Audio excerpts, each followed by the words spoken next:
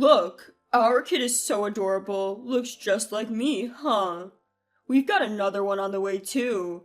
Look at my wife. You can tell she's expecting, right?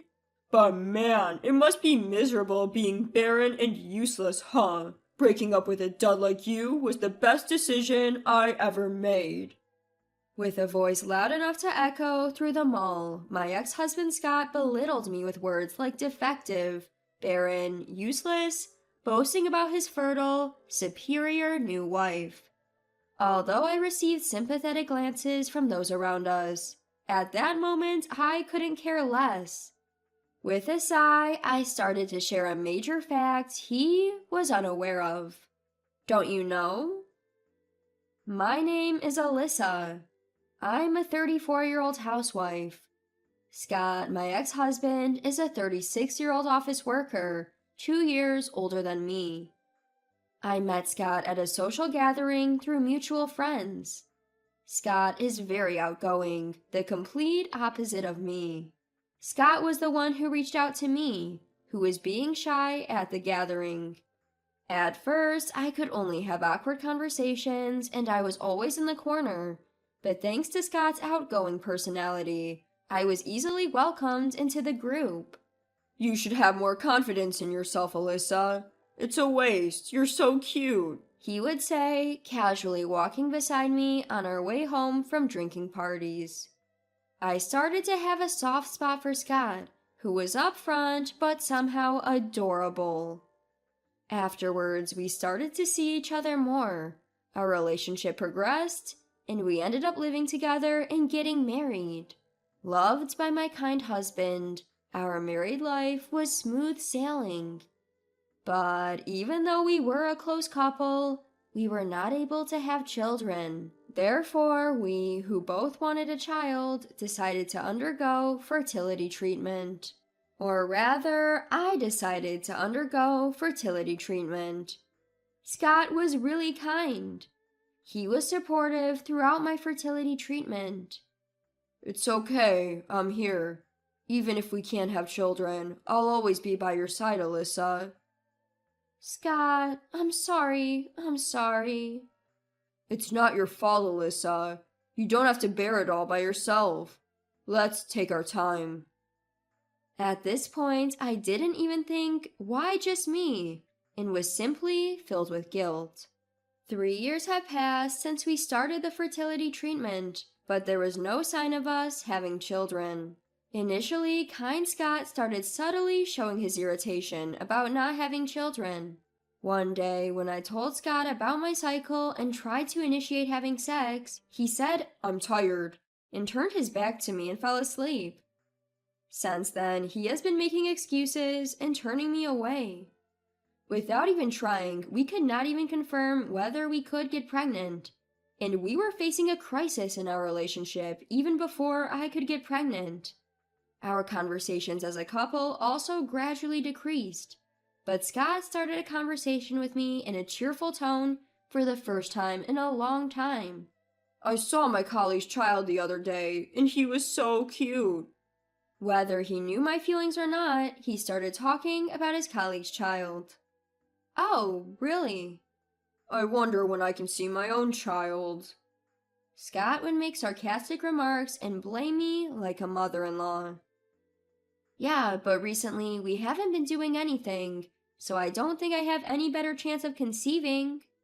While feeling guilty, I hesitantly talked back to Scott, but he quickly retorted, "What? I'm just tired from work. If it was another woman, it would have been done without being forced, haha. Don't you think you failed as a woman if you can't have children? Try putting yourself in my shoes." I could only stay silent.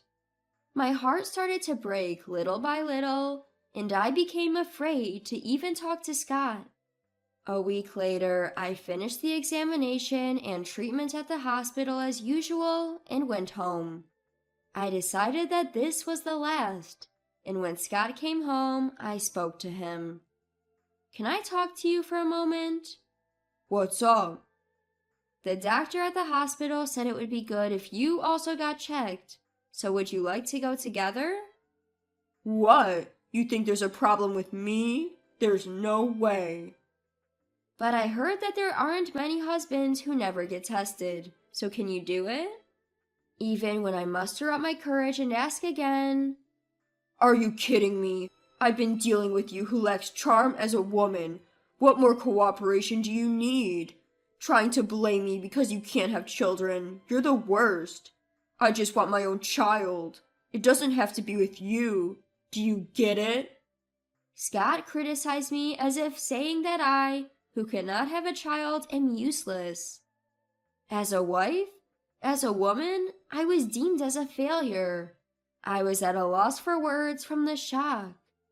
Housework, fertility treatment, it was not all for me. I had sacrificed a lot for the sake of my existing family and the family of the future, but when he told me that I lack charm as a woman, my patience, which I had somehow kept up, finally reached its limit.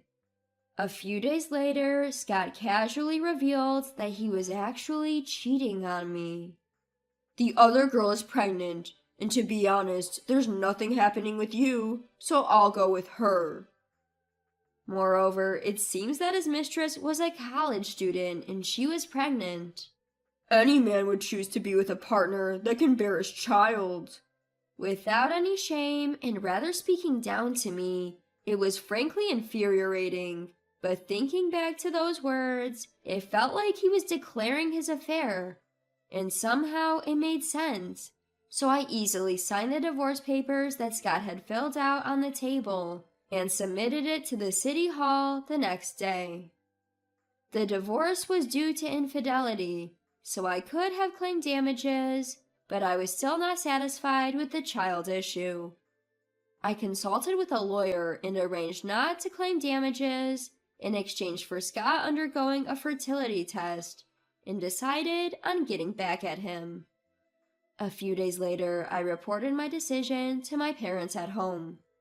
Far from being upset, I was more angry and regretted not breaking up with Scott sooner.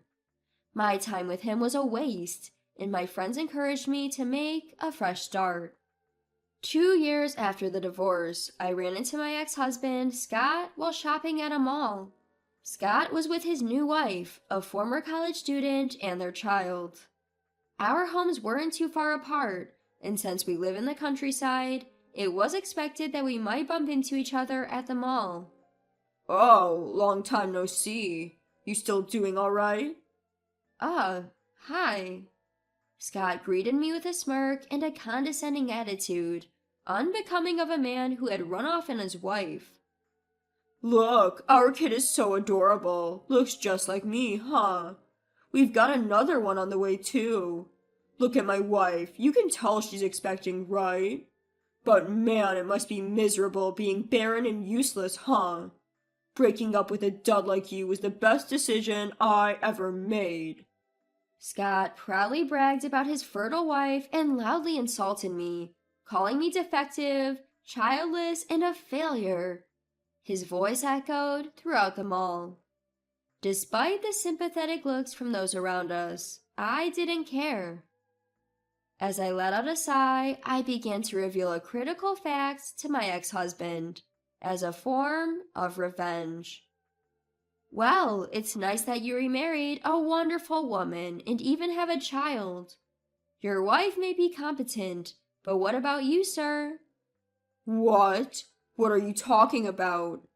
Don't you remember? You took a fertility test in place of damages? The test results came back. And Scott, it turns out you should have been the one getting fertility treatment. I was just fine and fertile. That's a lie, right? It's some kind of joke, isn't it? Scott, who had always thought he was fertile, was clearly disturbed. It's true. As I told him this, I calmly whispered into his flustered ear. If you think it's a lie, why don't you do a DNA test on your child? Best of luck building a happy family. Scott, panicking, hurriedly left me and confronted his wife. From a distance, I heard him yelling, "You deceived me," and such, but I didn't want to cause more of a scene, so I waved my hand and left the place. My heart, which had been clouded for a while after the divorce, felt instantly clear. According to what I heard later, it seemed that the child his wife had given birth to, and the one she was currently pregnant with, were not Scott's. His wife had a main partner, and both children were from that man. However, desiring financial stability, she had chosen to marry Scott without love. Once it was discovered that the children weren't his, Scott was furious and their marriage deteriorated. The wife, who had never loved Scott, effortlessly switched over to the real father of her children. Scott, who was quickly discarded and became lonely, called me almost every day, saying things like, "You're the only one I love. I was just dazzled by a younger woman, but I'm sober now," and requested to remarry me. The fact that he had abandoned me when I needed him most was an undeniable truth. There's no way such words could easily overturn that. I was dumbfounded and blocked his number on my phone. As for me, I had already remarried to a new husband and was blessed with our first child, living a smooth-sailing married life at the time of the incident at the mall. I had known my new husband from the time before we were married, as he was from a client company I had been serving at my previous job. We first met in person at a dinner party, but I had been talking to him over the phone a lot for work, so it didn't feel like we were meeting for the first time. Although we had kept in touch, he didn't contact me after I decided to leave my job, and we gradually lost touch. One day, I ran into him in town after several years. He confessed that he had feelings for me when he heard that I was getting married, but didn't say anything. Over time, as we began to meet, I found myself attracted to him, and it didn't take long for us to get married. He accepted everything about me, even all the events that had happened during my previous marriage, saying, "You can tell me everything, it's okay." And before we got married, he even came to the hospital with me to take a fertility test. I felt an unprecedented amount of love from him for doing this to make me feel comfortable. I'm truly happy to have been blessed with my first child in life, with a husband who cares for me so much. A few years later, Scott, who had lost contact with me and was still unable to give up, started to hang around my area.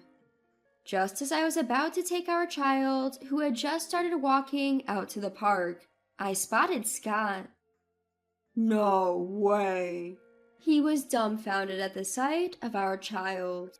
Despite all the times I had told him, Scott, refusing to accept his infertility, was still under the impression that I was the infertile one. Starting from the next day, whenever he saw us, he began to argue that "We were not infertile after all. That child is ours, born before we divorced."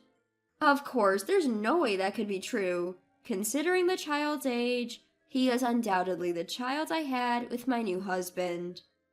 Until now, I had been ignoring Scott, as we didn't have any direct contact, but since he started confronting us, I was honestly at a loss about what to do. My husband then said, "This child is ours, genuinely. I had a DNA test done because you kept stalking us. Here's the proof, so please stay away from our house." And he held out the results to Scott, driving him away. I felt guilty for causing trouble to my family because Scott had nothing to do with my current family. But after driving Scott away, my husband silently held me and our child tight. There were no words, but that alone was enough. Once our child started attending daycare, perhaps because Scott couldn't get near our house, he started lurking around the daycare when my husband wasn't around. I was alert, but with the help of the Parents Association and the daycare, we managed to get through it for a while. However, when Scott finally forced his way into the daycare, we immediately reported him, as this act endangered the children, and Scott was taken into police custody. The responding police restrained Scott with practiced ease, but he kept on shouting his unfounded lie. "That's my child. What's wrong with visiting my own child? Let me go. Causing confusion around him. Unfortunately, Scott's boss also had a child attending the same daycare as mine, so naturally, this incident became known to him. Since then, Scott was completely ignored at work. He was given no work and just idly spent his days. Despite this, in an attempt to remain at the company, he kept making desperate, unseemly excuses, shouting, "There's no way I'm infertile. I do have my own child." Hearing this, it seems he was eventually let go, as anyone would expect. Scott, who had no workplace to go to and no family to return to, went back to his parents' house and lived quietly. However, the neighbors began to spread rumors about the man-child with no children, and it became widely known that he had been involved in a police matter, and he was looked down upon. Without a job and unable to have children, finding a new bride surely wouldn't be easy. The label of being childless was like a boomerang, coming back to deeply pure Scott, leaving a large scar. His parents seemed to keep him confined in their home, perhaps out of concern for the neighbors. There was no longer any possibility of him having a child. As for our family, we breathed a sigh of relief, knowing that Scott was confined at home. Since then, we've been living blissfully, surrounded by my loving husband and child. Children keep parents together, and I firmly believe that no matter what happens to us, our child will keep us connected.